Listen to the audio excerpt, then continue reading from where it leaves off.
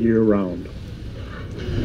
The little outhousey looking building just on the other side of the cabin, that's actually a fish smoking shed where they would smoke fish for their own use.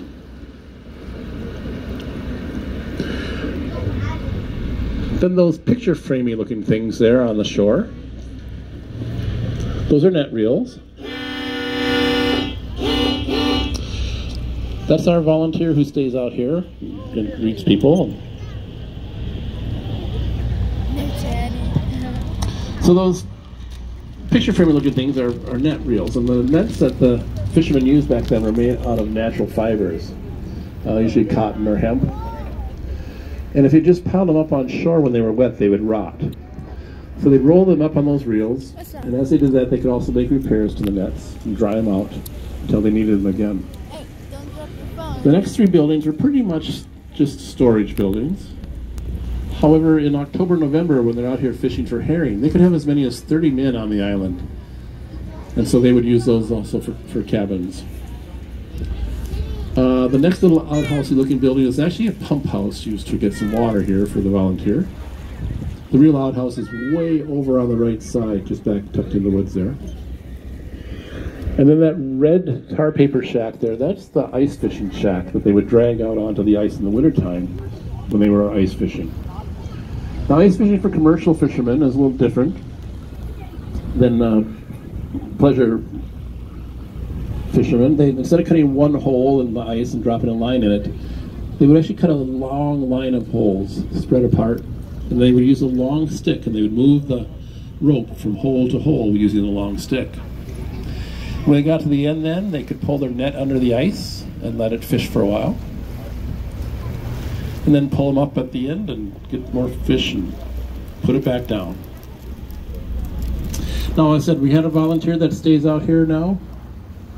He's here to greet these people who come to the dock, give them a tour of the island here or of the fish camp, do some light maintenance, and also call the park services if anything needs to be done. Now, there was a volunteer who lived out here one time, and her name was Katie. And Katie was a great volunteer, although I never met her, but I heard stories. And she did everything that the volunteer needed to do. And one day Katie was in the yard there, and a giant bear came wandering in, and Katie got a little scared, and she ran into the outhouse.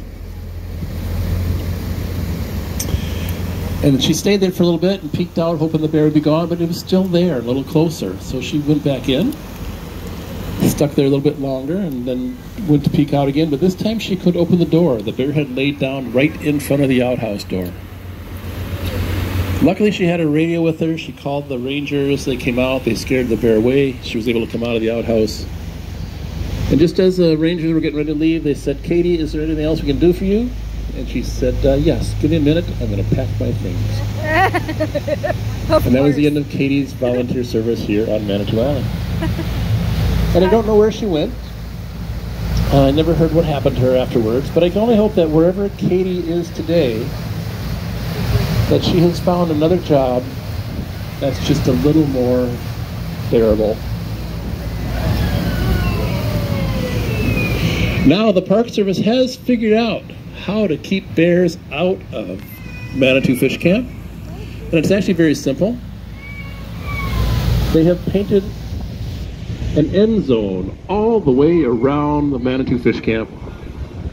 And we haven't seen any bears or lions or Vikings there ever since. Go Packers!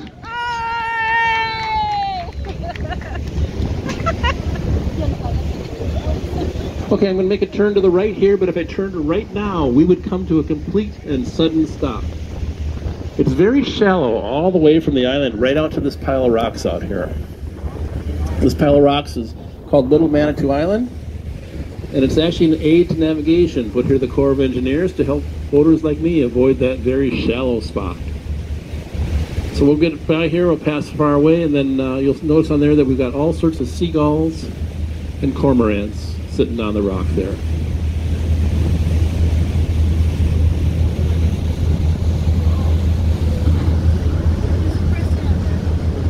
I thought it is, but Now, of course, you know, when I say seagulls, that these are mostly herring gulls. We call them seagulls because they fly over this great inland sea. But for those of you who stopped by down by Washburn or Ashland and looked out there, you were looking over Chequamegon Bay. And so the gulls down there we call, and I like mine with cream cheese. Same here.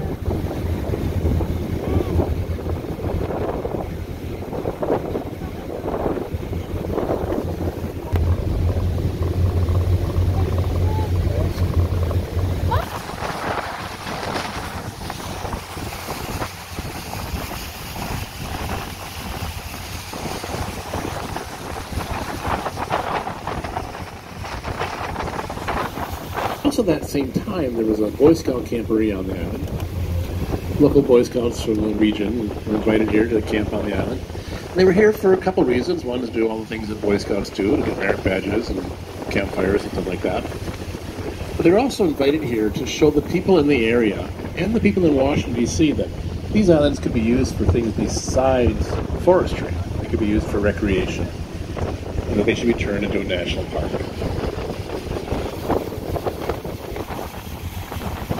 Just a little bit more about logging out here. So, logging was, of course, a very, very big industry in northwest Wisconsin for a long time. And back then, it attracted immigrants from Sweden and Norway and Finland to come here and cut down trees. And the lumberjacks really appreciated and really enjoyed logging on the islands more than they did logging on the mainland.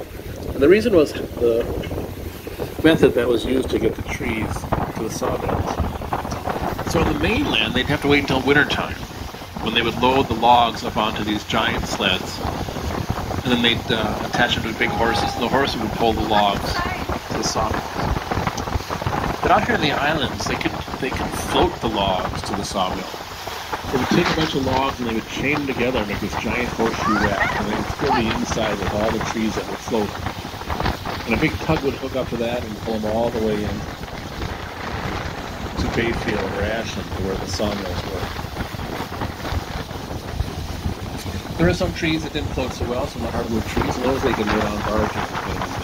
It's just a lot easier to be a lumberjack in the islands than it is to be a lumberjack on the mainland.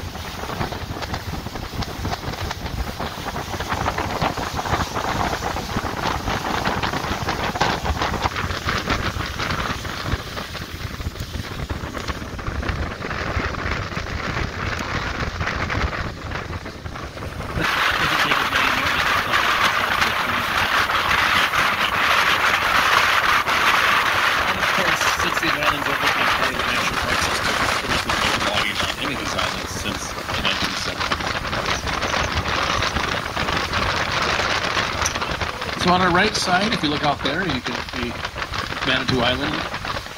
Out behind Manitou, you can see Stockton Island. And then this next island coming up here, on our right side where those sailboats are anchored, that is Ironwood Island. This is where you got named from the ironwood tree. But if you look at older charts that go back to the 18 early 1900s, Ironwood was actually a name that was on other different islands out here. It eventually settled on that one, and I'm not really sure why. But I do know if you look in the official National Park website, if you look at the any historical significance has ever happened on Ironwood Island. An old fisherman friend of mine told me once, he said, that's what they want you to think. Because that's what Jimmy Hoffa is buried.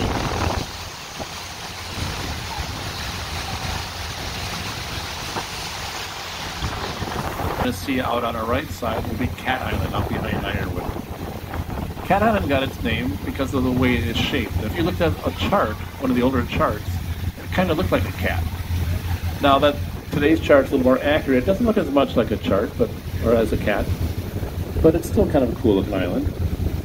And Cat Island had at one time a little house there that was called the Cat House. And it's not what you might be thinking it was. It's actually a house that, a little shed really, that the fishermen built there, and they filled it with food and blankets and firewood so that if they were out here fishing and caught in a storm, they could go there and they could wait out the storm on the island. As we continue to make the turn here, the next two islands you're going to see, one out in the distance and one close, are the Twin Islands. They kind of look the same from here, but they're very different. North Twin, which is a farther one out, was far enough out that the lumberjacks decided it just wasn't worth their time to go out and cut down trees there. And so North Twin has virgin forest on it. South Twin, the one that's closest to us, South Twin was actually logged over pretty heavily, had fish camps on it, and the last guy who owned the island before and sold it to the national park had an airstrip cut right down the center. You could fly from Aspen and to get on the airplane and get the weekend on there. We've got a lot of boats anchored there. It's a really nice harbor to spend the night in.